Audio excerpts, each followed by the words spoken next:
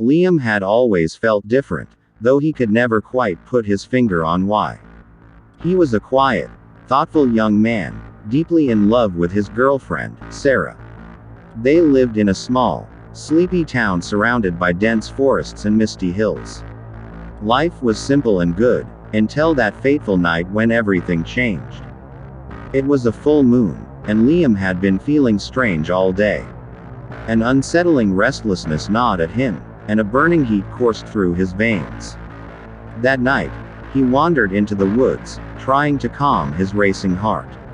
Suddenly, an excruciating pain racked his body. He collapsed to the ground, writhing in agony as his bones shifted and his muscles tore.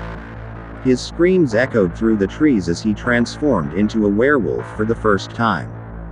In his new form, Liam was consumed by primal instincts. He roamed the forest, his mind clouded by a feral rage. It was then that he encountered James, a vampire.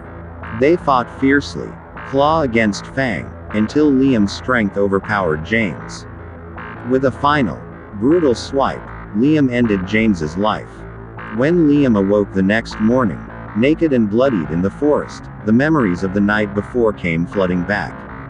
The realization of what he had done and what he had become filled him with horror and guilt. He staggered home, hoping to find solace in Sarah's arms. But Victoria, James's mate, had discovered what had happened. Her heart shattered by James's death, she sought revenge. She found Sarah and, with cruel precision, turned her into a vampire. When Liam found out, he was devastated. Sarah, his love, was now a creature of the night, just like the one he had killed. Consumed by grief and guilt, Liam ended their relationship. Sarah, equally heartbroken, left town, unable to bear the pain of what she had become and the loss of her love. Victoria's revenge did not stop there. She began turning everyone close to Liam into vampires. His mother, his cousin, his best friend, all were transformed. Liam was powerless to protect them, as Victoria struck during the day when he was most vulnerable. Each new transformation was like a dagger to his heart, and the weight of his failures crushed him. Desperate to end the nightmare, Liam devised a plan. He sought out Victoria and begged for forgiveness, asking her to kill him and spare the innocents. Victoria, her eyes burning with hatred, refused. She wanted him to suffer, to see his loved ones turned against him. As Liam pleaded, one of his remaining human friends, hiding in the shadows, attacked Victoria with a wooden stake. Victoria shrieked in agony as the stake pierced her heart, but with her dying breath, she bit Liam's friend, turning him into a vampire as well. Liam was now truly alone. His father had died years ago, and now everyone he cared about was either dead or a vampire. The loneliness was unbearable. He had discovered his werewolf nature after his first transformation, a revelation that had come with a heavy cost. One night, as he faced the horde of vampires Victoria had created, ready to tear him apart, Sarah returned.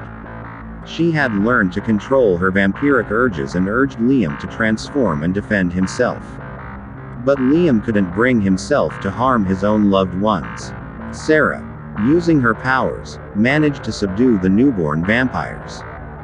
The next day, Sarah and Liam apologized to each other.